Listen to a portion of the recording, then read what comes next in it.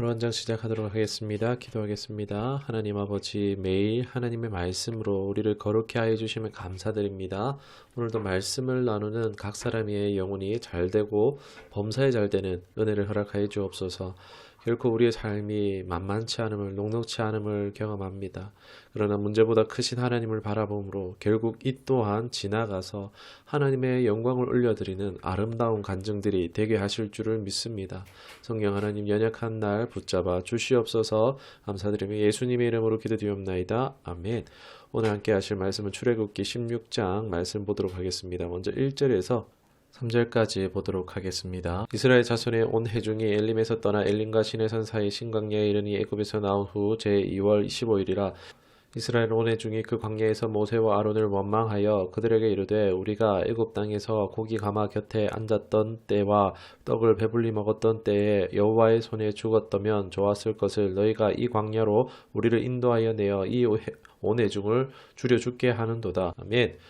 엘림을 떠나 신광야에 도착합니다. 이집트를 떠난 건 1월 15일이었으니까 이제 한 달이라는 시간을 광야에서 보내게 된 겁니다. 아마 가져 나왔던 무교병이나 말린 과일이나 육포 등 이런 양식들이 싹 다 떨어졌을 것입니다.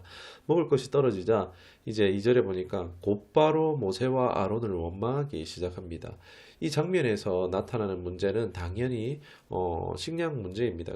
해결책을 강구해야만 하는 상황인데 여기서 또 수면 위로 드러나는 진짜 문제가 있습니다. 그것이 뭐냐? 식량 위기가 곧바로 신앙의 위기로 나타났다라는 것입니다. 이 이스라엘 회중의 원망의 이유를요, 한번 먼저 잘 들어보면은 애굽에 있을 때 이때를 다시 동경하면서 끓는 고기 가마 곁에 앉았었다. 배불리 먹었었다. 적어도 애굽에 있었으면 배는 안 굶었을 텐데 왜 자기들을 데리고 나와서 광야의 시체가 되게 하려고 하냐라는 것입니다. 근데 이들의 주장은 탐탁치 않습니다. 애굽에서 강제 노동자들이 이 고기 끓는 가마 옆에 앉아 있을 수가 없었습니다. 강제로 데려온 것도 아니고 자기 발로 애굽에서 따라 나왔죠. 그리고 자기가 원하면은 망한 애굽 땅에 남아 있을 수도 있었습니다. 자유가 없이 매일 용광로 같았던 이집트의 시절과 지금 질적으로 완전 달라졌는데 그때가 나았다는 식의 주장은 거짓 또는 심한 과장이죠. 굉장히 수준 낮고 질 낮은 사고로 비롯된 것을 알 수가 있습니다. 이 성경은 이스라엘이 온 회중이 그랬다라고 말하고 있습니다. 그동안 이들이 얼마나 노예 근성에 빠져 있었는지를 잘 알 수 있는 안타까운 대목이라 할 수 있습니다. 이 상식적으로 봐도 분명히 평화적인 해결책이 있었음에도 의도적으로 모함해서 지금 깎아내리고 있습니다. 모세를 리더십으로 인정하지 않는 것입니다. 의논 한 번 없이 지켜 몰아세우는 것입니다. 이 무리가 참으로 한심스레 보이기도 하는데 그러나 이 모습이 어떻습니까? 이런 존재가 바로 저와 여러분, 우리 모두의 옛 존재의 모습이라는 것입니다. 로마서 6장 6절에 우리가 알거니와 우리의 옛 사람이 예수와 함께 십자가에 못 박힌 것은 죄의 몸이 죽어 다시는 우리가 죄에게 종노릇하지 아니하려 함이니, 그 전의 상태는 죄의 종이었다는 얘기죠. 이 세상에는요, 이런 불만 불평의 정서가 사실 가득합니다. 자기 마음에 들지 않으면 언제든지 적극적이든 소극적이든지 보복하겠다, 이런 불만 불평들이 있습니다. 많이 배운 사람은, 똑똑한 사람은 똑똑하게 보복을 하고 많이 가진 사람은 가진 걸로 보복을 하고, 또 그게 아니면 소극적으로 막 인터넷에 여기저기 자기 불만을 댓글로 달고 다닙니다. 이 세상은 믿음이 없으니까, 하나님을 믿는 믿음이 없으니까 그렇다 치고 자기들 나름의 세상만의 해결 방식이 있다지만, 근데 그거를 교회 안으로 가져오는 사람들이 있다는 것입니다. 자신의 마음에 들지 않으면 정당하고 적합한 경로가 있잖아요. 재직회라든지 회의나 소그룹 모임이라든지 이런 것들이 있는 것인데, 그러나 적합한 경로가 아니라 모르게 뒤에서 모함하고 헛소문을 퍼뜨리는 것이 있다는 것입니다. 그리고 그렇게 해서 그 대상이 궁지에 몰렸다 싶을 때 어떻게 합니까? 끌어내리는 것입니다. 이건 좋지 않은 정치, 이 권모와 설수의 예입니다. 그렇게 교회가 분열되거나 문을 닫게 되는 경우도 딱 이런 경우라고 할 수 있습니다.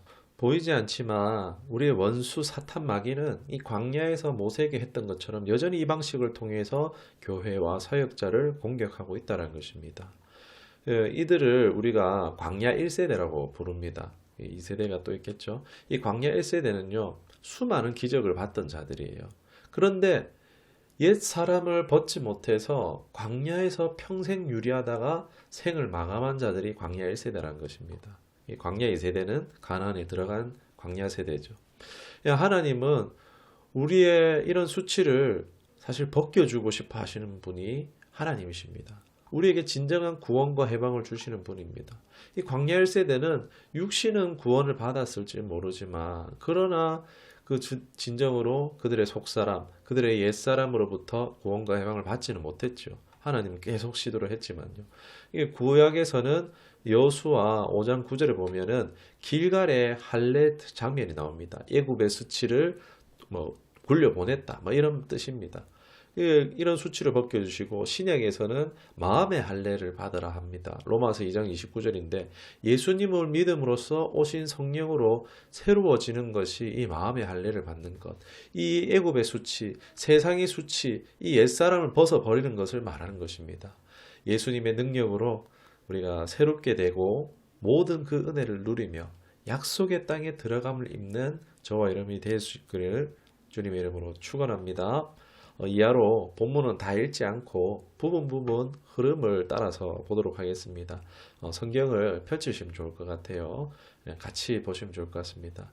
4절을 보면은 다시 한번 4절 보겠습니다. 하나님은 원망하는 그들에게 벌을 내리지는 않습니다. 오히려 하늘을 열어서 양식을 비처럼 내려주시겠다라고 합니다. 하나님께서 얼마나 은혜로우신가를 알 수 있습니다. 그리고 4절 하반절에서 하나님께서 한 가지 시험을 해보겠다랍니다. 6째 날은 2배로 내려줄 테니 준비해둬라 라는 것입니다. 말씀을 듣지 않는지 듣는지 순종의 시험이라 할 수 있겠죠. 이 장면이 이제 20절 이하로 다시 등장하는데 이따가 보도록 하겠습니다.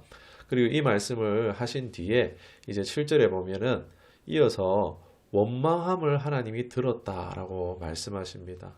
사람에게 하는 원망이었을다 할지라도 그것은 8절에 보면 곧 하나님께 대한 원망이라고 분명히 얘기합니다.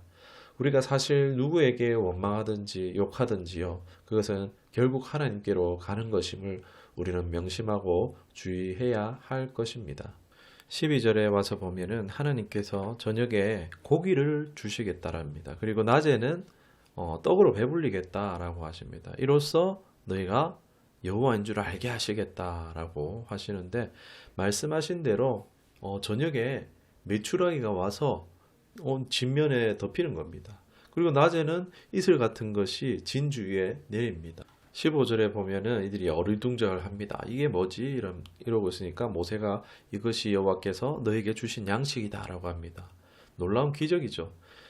이들은 아무 먹을 것도 없는 곳에서 아무런 수도 자신들에게 없을 때 간구가 아닌 불평을 하고 있었지만 하나님께서 하늘에서 내리는 양식을 내려 그들이 지금 먹게 되어진 겁니다.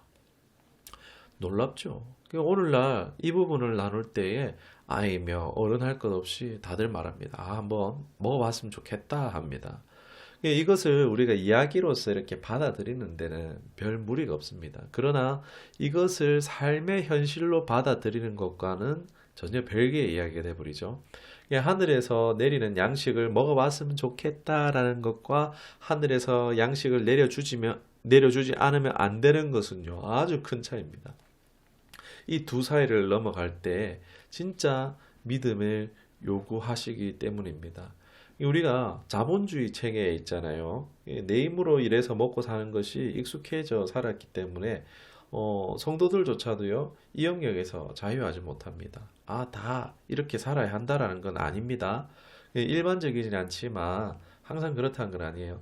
성도들에게는 이런 믿음의 결단, 각오가 있어야 한다라는 것입니다. 혹 나의 삶의 주권이 누구에게 있는가?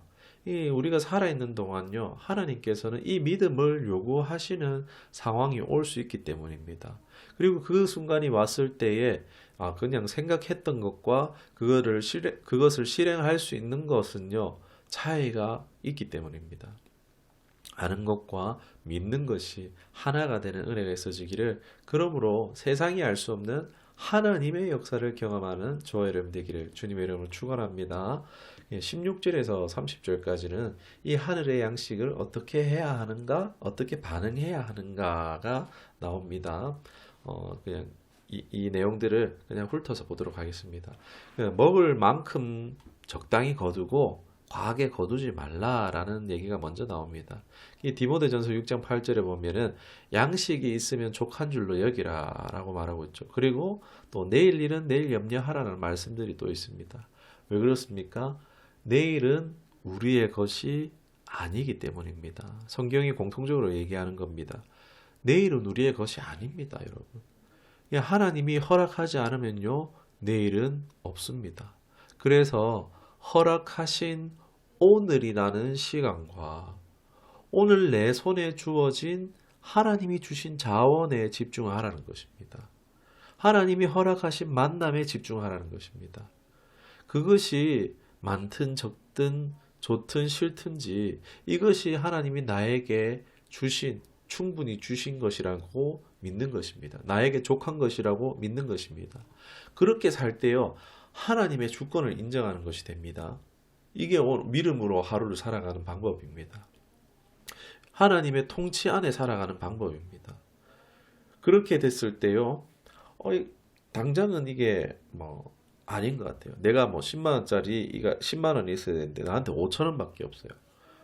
그걸 가지고 하나님 왜 10만 원 필요한데 9만 5천 원 어디 갔습니까? 5천 원밖에 안 주세요. 이렇게 할 수 있지만, 그런데 하나님이 나에게 이게 주신 것이 하나님 합합니다, 완벽합니다라고 했을 때 예를 드는 거예요. 그렇게 우리가 그 마음으로 감사할 때 어떻게 될까요?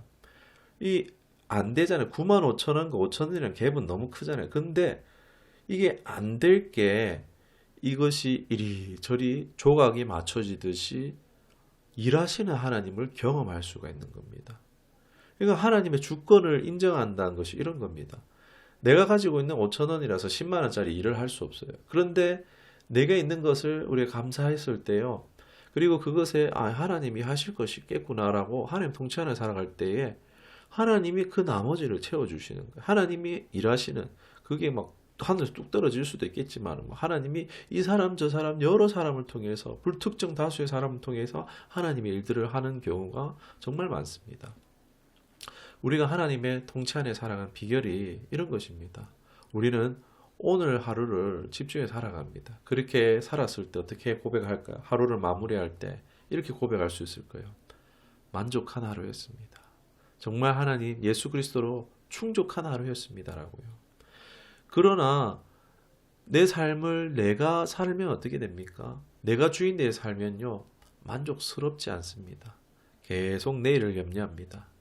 하나님의 일하시는 걸 결코 볼 수 없습니다. 오히려 과하여서 타인의 목까지 탐하여 죄를 지을 수도 있는 것입니다.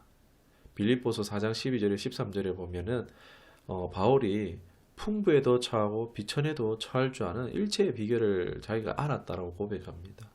그런 것처럼 그로 말미암아 하나님의 능력이 나타나게 되는데, 우리의 삶도 정말 이로 말미암아 하나님의 주시는 모든 상황 가운데에서도 족할 줄 알고, 또한 하나님의 능력이 끊이지 않고 나타나는 삶이 될 수 있기를 주님의 이름으로 축원합니다. 그런데 하나님의 말씀이 주어졌음에도 항상 귓등으로 듣는 사람들이 있습니다. 이 20절에 보면은 남겨두지 말라 했어요. 하루만 그냥 딱 먹고 남겨두지 말라 그랬는데, 이걸 남겨둬서 하루 만에 상해서 냄새가 나고 벌레가 생깁니다.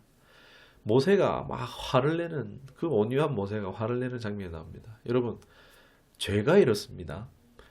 우리가 매일 회개의 삶을 살지 않으면요, 금방 영적인 냄새를 풍겨서 악한 존재들, 벌레와 쥐와 고양이 이런 악한 것들을 끌어들이는 겁니다. 우리의 마음이요, 쓰레기장이 되지 않도록 그렇게 해서 냄새를 풍겨서 더 심한 것들이 오지 않도록 우리는 매일 주의해야 되는 거예요. 오히려 내 속 가운데, 내 안에 예수님을 영접함으로 예수님과 함께 내 마음의 집, 내 자아를 정복하여서 그리스도의 향기를 풍기는 그런 저와 여러분 될 수 있기를 주님의 이름으로 축원합니다. 23절에 보면은 또 이제 여섯째 날, 다음 날은 안식일이야. 그러니까 두 배로 걷어 간수해도 돼. 이날은 간수해도 돼. 그러니까 일곱째 날은 처소에서 나오지 마라고 합니다. 이게 뭘 가르칩니까? 안식일을 실물 교육하는 겁니다. 순종하는지 안 하는지 그것도 보시는 거예요. 그런데 27절에 보면 어떻습니까? 아직도 정신을 못 차리고 귓등으로 듣고 먹을 게 있나 없나 나오니까 모세가 야 너희들 언제까지 그럴래? 라고 하면서 또 그런 장면이 나오죠. 이를 통해 결국 하나님이 가르치시고자 했던 것, 이루시고자 했던 것은 하나님의 그 창조 질서입니다. 일곱째 날에 하나님이 안식하셨다. 복을 내리시고 거룩하게 하셨다 그랬잖아요. 이 복이 이스라엘 백성들에게 적용되게 하시고자 그 복을 받도록 하늘에 내린 양식으로 가르치신 것입니다. 하나님은 없던 복을 만들어 주시는 복이 아니시죠. 하나님은 이미 창조 질서에 복을 세팅해 놓으셨습니다. 그게 잘 나타난 것이 율법입니다.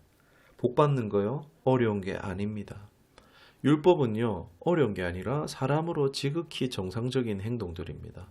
따르기만 하면 사람답게 살면 복을 받는다라는 거예요. 하나님은 굶겨 죽이려고 이스라엘 백성들을 광야로 끌고 나오신 게 아닙니다. 그만큼 하나님의 백성들이 하나님의 뜻과 멀어져 세상의 종이 되어서 살아갔기 때문에 그 백성을 불쌍히 여겨서 다시 복이 있는 하나님의 뜻으로 하나님의 축복으로 들어오게 하시고자 하나님은 하나님 백성을 광야로 데려 나오시는 겁니다.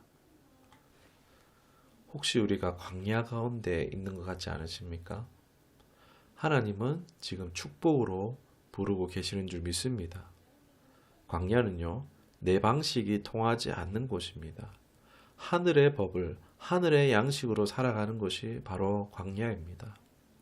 이때는 내 가치, 기준, 방법 다 내려놓고 불평원망하지 않고 하나님께 통하는 거예요. 간구하는 시간입니다. 하나님과 함께하는 시간입니다.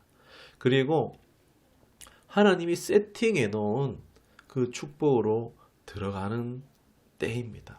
그곳으로 들어가기만 하면 됩니다. 잘 듣고 순종하는 것이 비결입니다. 광야를 빠져나오는 비결이기도 합니다. 하나님과 동행하시기를, 능력이 나타나시기를 주님의 이름으로 축원합니다. 31절에서 36절은 이제 이 하늘의 양식을 만나라고 부르고 이제 후손들을 위해서 증거판과 함께 간수하라고 합니다. 이 하나님이 살아계시는 증거죠. 우리에게 주신 하나님의 살아계시는 증거들 우리들 개개인에게 있죠. 그것을 여러분 잘 간직하고 계십니까? 이것을 우리가 그래 하나님이 이런 은혜 베풀어 주셨지 생각만이 아니라 저는 권합니다. 글로 한번 다듬어서 기록해 두시면 좋을 것 같습니다. 이것을 잘 기록하고 다듬어 주셨다가 내 자녀 또는 믿음의 자녀들을 위해서 또 하나님의 영광을 위해서 전할 수 있기를 원합니다. 이게 기록으로 남기느냐 남기지 않느냐 정말 큰 차이가 납니다.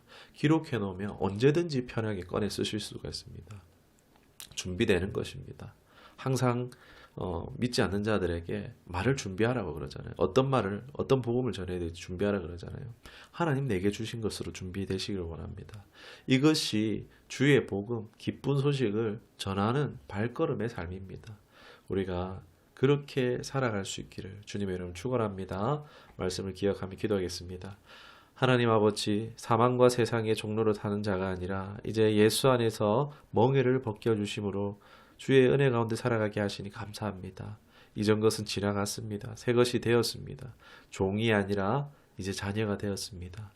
우리가 자녀의 권세를 회복하고 사용하는 삶이 되게 하여 주시옵소서. 오늘도 우리의 모든 필요를 아시고 채우실 것을 믿습니다. 믿음의 눈을 열어 분별하게 하시고 하나님이 하시는 역사를 오늘도 묵도하게 하여 주옵소서. 모든 삶에 자족하고 만족하며 예비하신 은혜를 누리며 전하는 삶 되기를 원하고 우리 구주 예수 그리스도 이름으로 기도드리옵나이다. 아멘.